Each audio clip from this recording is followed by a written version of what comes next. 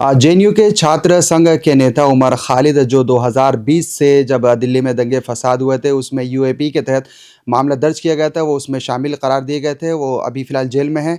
उनके वालिद साहब हमारे साथ ख़ास बातचीत करने के लिए मौजूद हैं। डॉक्टर कासिम रसूल याद साहब, हम उनसे बात करेंगे, जो अभी गुज़िश्ता दिनों अमेरिका से होकर आए हैं, काफ़ी टाइम से चर्चा में हैं मीडिया सुर्ख़ों में। सर, क्या कहना चाहेंगे आप? अमेरिका में थे, ज़ोहरान ममदानी से आपकी मुलाकात हुई है, क्या ओवरऑल कहना चाहेंगे?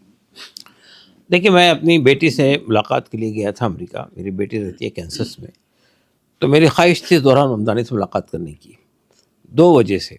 एक तो ये कि उन्होंने 2023 में जो उमर खालिद का एक जेल डायरी जो शाया हुई थी, उसको एक पब्लिक प्रोग्राम में पेश किया था, पढ़ा था उसको, और वो ख़ासी वायरल हुई। और जब वो अपनी कैंपेन चला रहे थे मेयर के सिलसिले में, उस मौके पर भी वो जेल डायरी के पन्ने जो है जो उन्होंने पढ़े थे, वो बहुत वायरल हुआ था। तो मैं उसका थैंक्स देने जाना चाह रहा था उनको कि भई आपका शुक्रिया अदा करना चाहता हूँ कि आपने वो पढ़ के सुनाया और वो एक बड़ा इश्यू बना गया है। और दूसरी बात ये थी कि जिस अंदाज़ में उन्होंने मेयर का इलेक्शन लड़ा है, बिल्कुल ज़ीरो से शुरुआत की थी और फिर बिलाखिर वो वहाँ के मेयर इलेक्ट हो गए।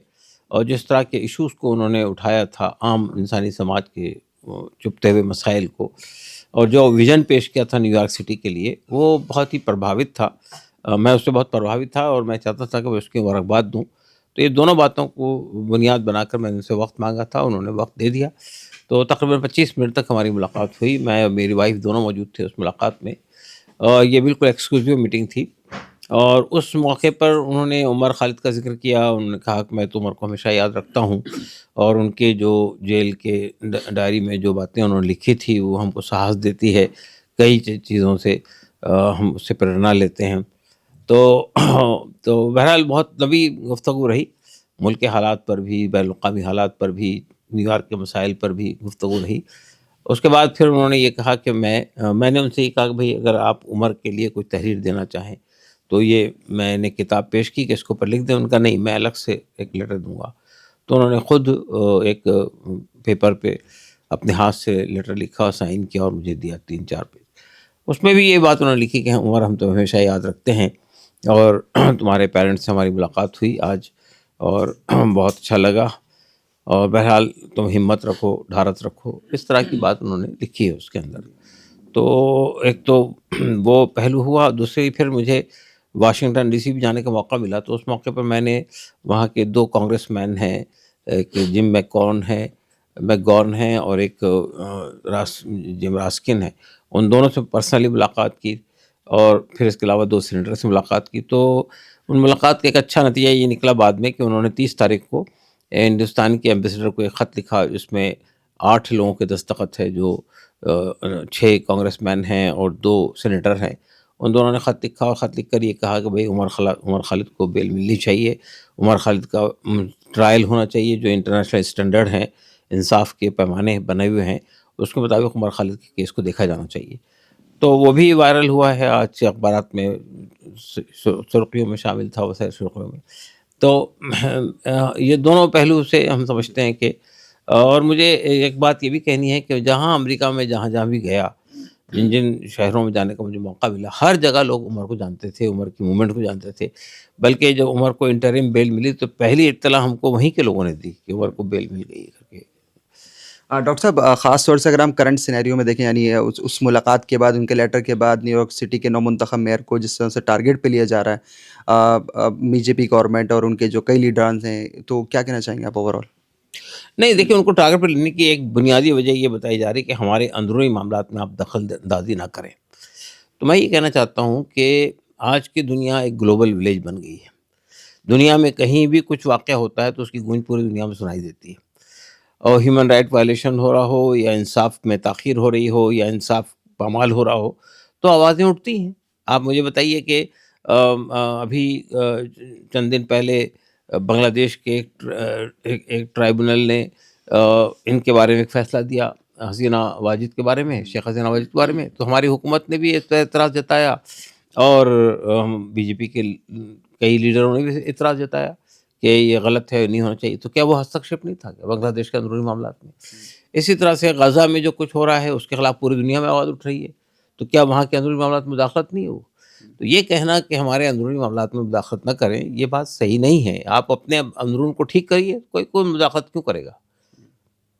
آدھے سے زیادہ 2 درجن سے جو زائد سانسد تھے انہوں نے عمر خالد کے لیے بیل کے لیے کہا ہے، تو یہ ایک بڑی بات ہے. اس میں پھر وہیں ہم دیکھتے ہیں کہ راہل گاندھی کا ایک فوٹو بھی آپ نے دیکھا ہوگا کہ وائرل کیا جا رہا ہے، تو اس کو آپ کس طرح سے دیکھیں گے؟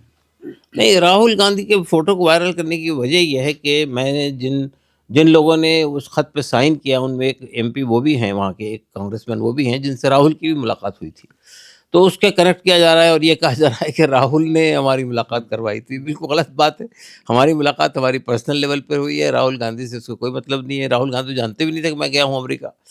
تو یہ خامخواہ کی بات ہے، یہ تانے بانے جو جوڑنے کی کوشش ہے ہمارے میڈیا کی، وہ غلط ہے. ایسا کچھ نہیں ہے.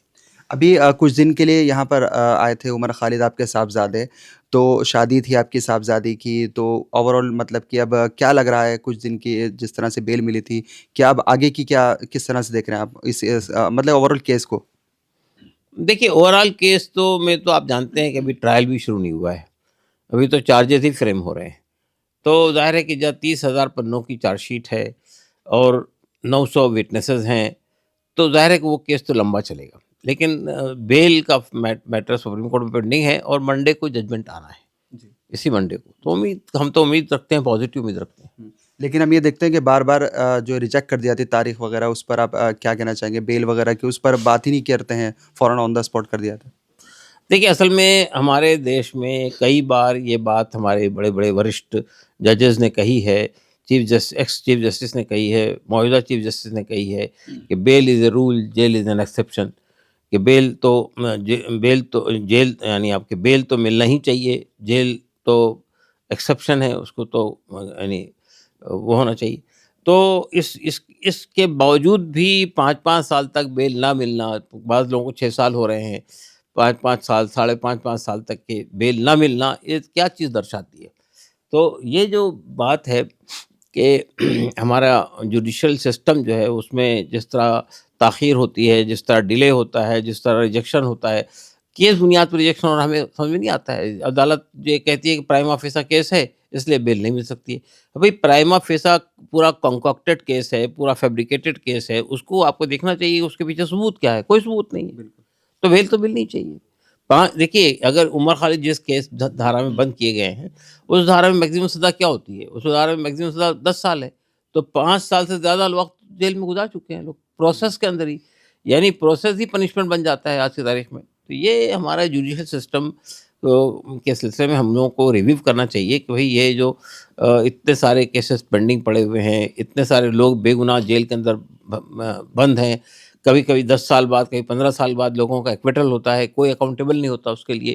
تو یہ پوری جوڈیشل سسٹم پر کا ریویو ہونا چاہیے. سر میرا آخری سوال وہی ہے کہ ممدانی، ظہران ممدانی کیونکہ اس وقت کافی زیادہ میڈیا میں ہائی لائٹ ہیں، تو آپ کو کتنا حوصلہ ملتا ہے ایسے ہی جب وہ لکھتے ہیں یا ان سے آپ نے ان سے بات کی، عمر خالد کو لے کر اتنا زیادہ چنتت تھے یا پورا امریکہ میں آپ ان کی آواز گونجی جا رہی، تو آپ کو کتنا حوصلہ ملتا ہے؟ نہیں، بہت حوصلہ ملتا ہے. آپ مجھے بتائیے نا کہ بھئی ہم ایک نوجوان ہے، اس نے یہاں آواز اٹھائی سی اے اینٹی سی اے موومنٹ کے اندر، اس کا فیس بنا، وہ چاروں طرف گیا پورے ملک میں. آج وہ پوری دنیا میں اس کو اپریشیٹ کرنے والے لوگ موجود ہیں. ابھی 2 سال پہلے دنیا کے 200 بڑے اکیڈمیشینس نے اس کے حق میں، عمر خالد کے حق میں لیٹر لکھا تھا جس میں نام چامسکی بھی شامل تھے. تو ہمارا کہنا یہ ہے کہ اس سے تو حوصلہ ملتا ہے کہ یہ عمر خالد کا ایشو آئسولیٹڈ نہیں رہا. اب یہ پوری دنیا میں چرچا کا موضوع بنا ہوا ہے. تو اگر کچھ بھی ہوتا ہے عدالت کا فیصلہ تو ظاہر ہے کہ وہ بھی چرچا کا موضوع بنے گا. بالکل. بہت بہت شکریہ. یہ تھے عمر خالد کے والد ڈاکٹر سید قاسم رسول یاس. کیمرہ بلونت سنگھ کے ساتھ محمد غفران آفریدی، منصف ٹی وی، دلی.